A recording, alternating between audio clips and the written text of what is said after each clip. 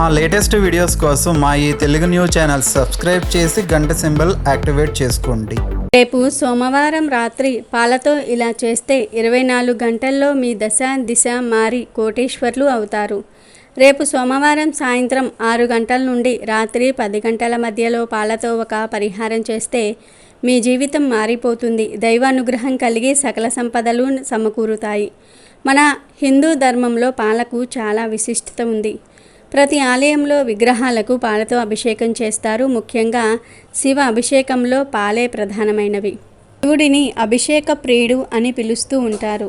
ఎన్నో రకాల అభిషేకాలు చేస్తున్నప్పటికీ శివుడికి ఎంతో ఇష్టమైన అభిషేకం పాలాభిషేకం. పాలతో శివుడికి అభిషేకం చేయటం ద్వారా శివుడు ప్రసన్నమవుతాడు. ఉగ్ర రూపం దాల్చి తాండవమాడుతున్న శివుణ్ణి శాంతింపచేయడానికి పాలను ఎంచుకున్నారు. పాలనే ఎందుకు అలా ఎంచుకున్నారంటే పాలు సాత్విక ఆహారం కాబట్టి పాలను శాంతింపచేయడానికి అభిషేకాలలో ఎక్కువగా వాడుతూ ఉంటారు. శివుడికి అభిషేకంలో పాలను ఎందుకు వాడుతారన్న విషయం గురించి మన పురాణాలలో ఇంకొక కథ ప్రాచుర్యంలో ఉంది. దేవతలు రాక్షసులు సాగరమథనం చేస్తున్నప్పుడు సముద్రగర్భం నుండి కాలకూట విషం ఉద్భవిస్తుంది. ఆ విషాన్ని సేవించిన పరమేశ్వరుడు ఆ విషాన్ని తన కంఠంలోనే నిల్వ ఉంచుకోవటం వల్ల అతని గొంతు నీలంగా మారుతుంది. అందువలనే ఆ పరమశివుణ్ణి నీలకంఠుడు అని కూడా పిలుస్తూ ఉంటారు. ఎంతో ప్రమాదకరమైన ఆ విషాన్ని శివుడు సేవించటం వల్ల ఆ సమయంలో శివుని గొంతు భగభగా మండిపోతుంది. ఆ మంటలను శాంతింపచేయడానికి దేవతలు శివుడికి పాలు పోయటం ద్వారా శాంతించాడని పురాణాలు తెలియజేస్తూ ఉన్నాయి. అందువల్ల శివుడికి అభిషేకాలలో పాలకు ఎక్కువ ప్రాధాన్యత ఇస్తారు. సోమవారం ఉదయం ఆ పరమశివునికి పాలతో అభిషేకం చేయటం వలన సకల సంపదలు కలుగుతాయని వేద పండితులు చెప్తూ ఉన్నారు. పాలతో పూజలు చేయటం వల్ల గ్రహదోషాలు వంటివి కూడా తొలగిపోతాయి. అలాగే పాలతో పరిహారాలు చేయటం వల్ల మన జీవితంలో ఉన్న సమస్యల నుండి బయటపడగలుగుతాము. పాలతో పరిహారాలు చేయటం వల్ల రాబోయే రోజులే మనకు ఏదైనా సమస్య వస్తే దానికి పరిష్కరించుకోవడానికి సులభంగా మార్గాలు దొరుకుతాయని పండితులు చెప్తూ ఉన్నారు. అయితే రేపు సోమవారం రాత్రి పాలతో ఏ పరిహారం చేయాలో ఇప్పుడు మనం ఈ వీడియోలో వివరంగా తెలుసుకుందాము. అంతకన్నా ముందు దుష్టులకు దూరంగా ఉండాలని తెలిపే ఒక కథను విందాం. ఈ కథలో కష్టంలో ఉన్న పామును కాపాడిన బ్రాహ్మణుడికి ఎలాంటి గతి పట్టిందో తెలుసుకుందాం. ఎక్కడ స్కిప్ చేయకుండా చూడండి. చాలా ఇంట్రెస్టింగ్గా ఉంటుంది ఈ కథ. మా వీడియో నచ్చితే లైక్ చేసి షేర్ చేయండి. అలాగే మా ఛానల్ని కూడా సబ్స్క్రైబ్ చేసుకుని మాకు సపోర్ట్ చేయండి. పూర్వం అడవికి పక్కనే ఉన్న ఒక చిన్న గ్రామంలో ఒక బ్రాహ్మణుడు నివసిస్తూ ఉండేవాడు. అతడు ఒకరోజు పనిపై అడవి మార్గంలో నుంచి నడిచి వస్తూ ఉండగా పక్కనే అగ్నికి ఆహుతి అవుతున్న పొదలు కనిపించాయి. అందులో ఒక పాము చిక్కుకుని తప్పించుకోలేక ఏడుస్తూ ఆ దారినే పోతున్న బ్రాహ్మణుడిని చూసి, అయ్యా, నన్ను ఎలాగైనా ఈ మంటల నుండి కాపాడి పుణ్యం కట్టుకోండి అని దీనంగా వేడుకుంటుంది. పాము ఏడుస్తూ బ్రతిలాడేసరికి బ్రాహ్మణుడికి జాలి కలిగింది. వెంటనే ఆ చుట్టుప్రక్కలంతా కూడా వెతికి ఒక పొడవాటి కర్ర సంపాదించి తన చేతి సంచికి ఆ కర్రను కట్టి మంటలు సంచికి తగలకుండా దానిని జాగ్రత్తగా పాము దగ్గరగా చేర్చాడు. పాము గబుక్కున సంచిలోనికి దూరగానే బ్రాహ్మణుడు జాగ్రత్తగా ఆ కర్రను సంచితో సహా బయటకు లాగి దగ్గరలోనే ఉన్న వేరే పొద వద్దకు తీసుకుని పోయి పామును అక్కడ వదిలాడు. సంచిలో నుంచి బయటపడిన పాము, ఓరి, మీ మానవ జాతిని నమ్మరాదు. మీరు మమ్ములను కర్రలతో కొట్టి చంపుతారు. అందుకని ఇప్పుడు నేను నిన్ను చంపుతాను అంటూ బుస్సుమని పడగ విప్పి లేచి బ్రాహ్మణుడిని కాటువేయబోయింది. బ్రాహ్మణుడు భయంతో తప్పించుకొని పారిపోతూ ఉంటే పాము అతడిని తరుముకుంటూ వెంటబడింది. ఇంతలో అటుగా పోతున్న ఒక నక్క పరిగెత్తుతున్న బ్రాహ్మణుడిని చూసి, ఓయి, ఏమైంది? ఎందుకు పరిగెడుతూ ఉన్నావు చెప్పు అంది. బ్రాహ్మణుడు ఆయాసంతో భయంతో నోటమాట రాక వణుకుతూ నిలబడ్డాడు. ఇంతలో వెనుకనే తరుముకుంటూ వస్తున్న పాము జరిగిందంతా కూడా నక్కకు చెప్పింది. అంతా విన్న నక్క పాము మాటలు అర్థం కానట్లుగా ముఖం పెట్టి, ఇంత పొడవు ఉన్న నువ్వు అసలు ఈ చిన్న సంచిలో ఎలా పట్టావు? అదలా ఉంచితే బ్రాహ్మణుడు నిన్ను ఆ మంటల నుంచి బయటకు ఎలా తెచ్చాడు? ఏమో, నీ మాటలు విచిత్రంగా ఉన్నాయి. నువ్వు నిజమే చెప్తున్నావా అని అనుమానం వస్తున్నది. నేను నమ్మలేకున్నాను అంది. నిజం నక్కవావా, నేను ఈ సంచిలో పట్టాను. కావాలంటే చూడు అంటూ పాము మళ్ళీ సంచిలోనికి దూరింది. నక్క వెంటనే బ్రాహ్మణుడికి సైగ చేసింది. అర్థం చేసుకున్న బ్రాహ్మణుడు గబగబా సంచి మూతి గట్టిగా బిగించి కట్టి కర్రతో సంచిని మళ్ళీ మంటల పొదలలో వదిలివేశాడు. పాము సంచిలో నుంచి బయటకు రాలేక గిలగిలలాడుతూ అయ్యో నన్ను బయటకు తీయండి, కాపాడండి అంటూ అరవసాగింది.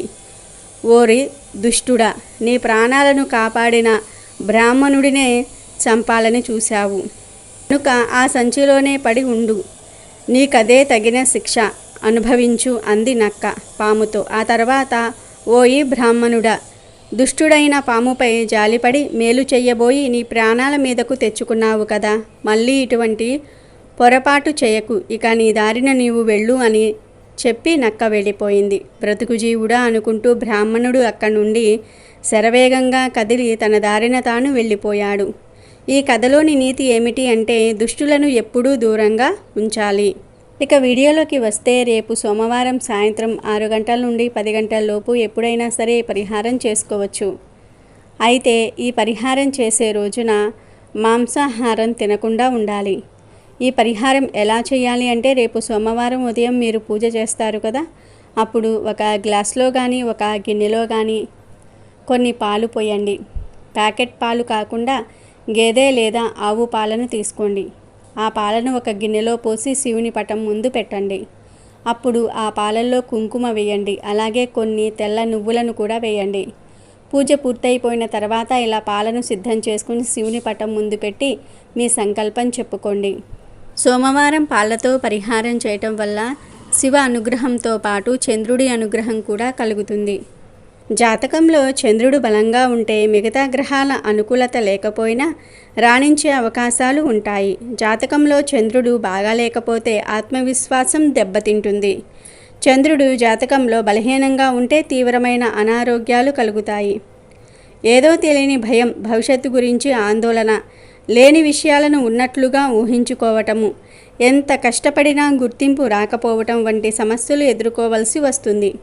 ఇవి మాత్రమే కాదు, మనసు నిలకడగా లేకపోవటము, చెప్పిన మాటకు చేసే పనికి పొంతన లేకపోవటము, బంధువులకు దూరం అవటము, ప్రతి చిన్న విషయాన్ని తప్పుగా అర్థం చేసుకోవటం వంటి సమస్యలు కలుగుతాయి. జాతకంలో చంద్రుడు బలహీనంగా ఉంటే, చంద్రదోషాలు ఉంటే జీవితాంతం ఇబ్బందులు పడాల్సి వస్తుంది. చంద్రుణ్ణి మనసుకు కారణమైన గ్రహంగా చెప్తూ ఉంటారు. అందువల్ల చంద్రుడు బలహీనంగా ఉంటే మానసిక ఒత్తిడి కలుగుతుంది. మీకు విపరీతమైన ఆరోగ్య సమస్యలు, రాత్రులు నిద్ర పట్టకపోవటము, మనసు నిలకడగా లేకపోవటము, ప్రతి చిన్న విషయానికి కోపం వస్తూ ఉంటే రేపు సోమవారం ఉదయం ఇలా శివుని పటం ముందు పాలను పెట్టండి. ఇక అదే రోజు సాయంత్రం సూర్యుడు అస్తమించాక కాళ్ళు చేతులు కడుక్కొని పూజగది దగ్గరకు వెళ్ళి శివునికి నమస్కారం చేసుకొని ఆ పాల పాత్రను తీసుకోండి.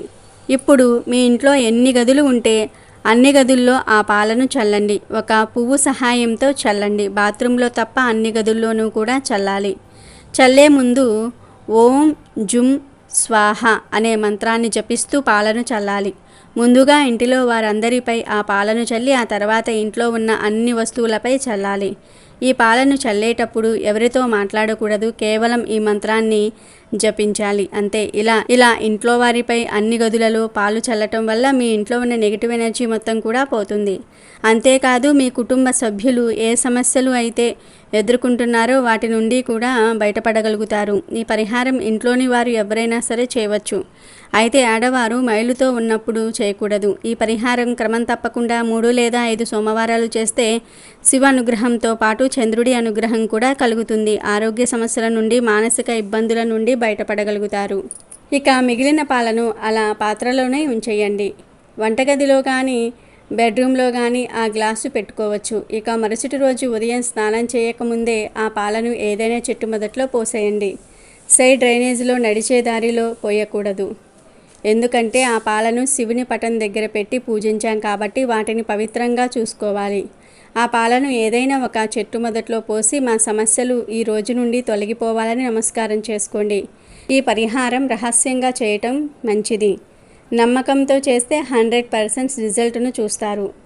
ప్రతి ఒక్కరూ కూడా రేపు సోమవారం సాయంత్రం 6 నుండి 10 గంటల లోపు పాలతో ఈ పరిహారాన్ని చేసి 24 గంటల్లో మీ దిశను మార్చుకొని కోటీశ్వర్లుగా మారిపోండి, ఆనందంగా జీవించండి.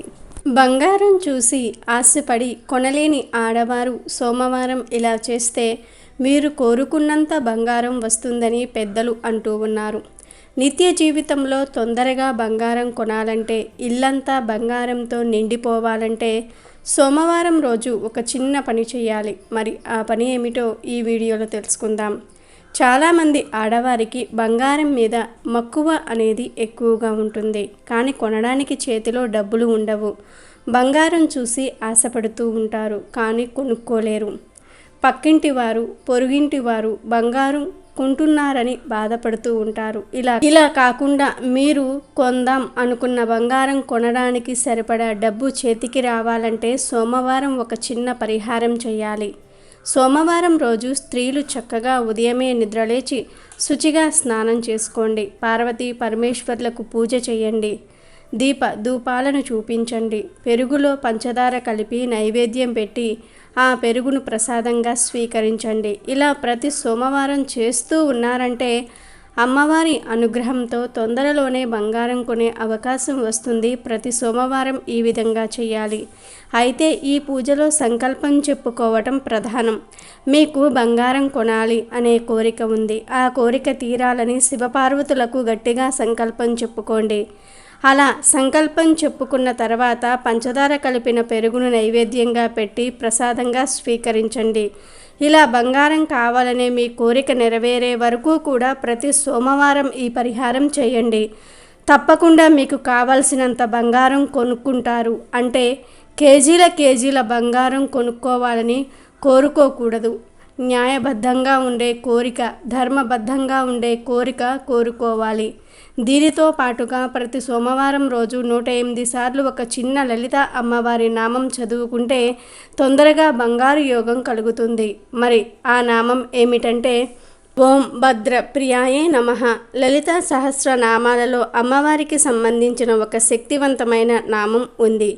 ఆ నామాన్ని ఎవరైతే ప్రతి సోమవారం 108 లేదా 54 లేదా 21 సార్లు చదువుతారో వారు విపరీతంగా బంగారం కొనుక్కునే అవకాశం వస్తుంది. ఇల్లంతా బంగారంతో నిండిపోతుంది. అంతేకాదు, ఈ నామం చదవటం వలన జీవితంలో అశుభాలేవి లేకుండా అన్ని శుభాలే జరుగుతాయి. ఈ నామం ఎంతో శక్తివంతమైనది.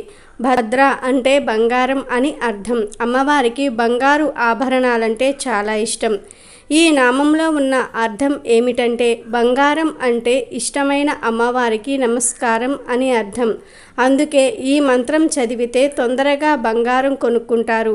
ఎవరైతే ప్రతి సోమవారం శివపార్వతులకు పూజ చేసి సంకల్పం చెప్పుకొని పెరుగు పంచదార నైవేద్యం పెడతారో, దానితో పాటు ప్రతి సోమవారం ఈ మంత్రం చదువుతారో వారికి అతి తొందరలోనే బంగారం కొనే యోగం వస్తుంది. బంగారం కొనడానికి సరిపడా డబ్బు చేతికి వస్తుంది.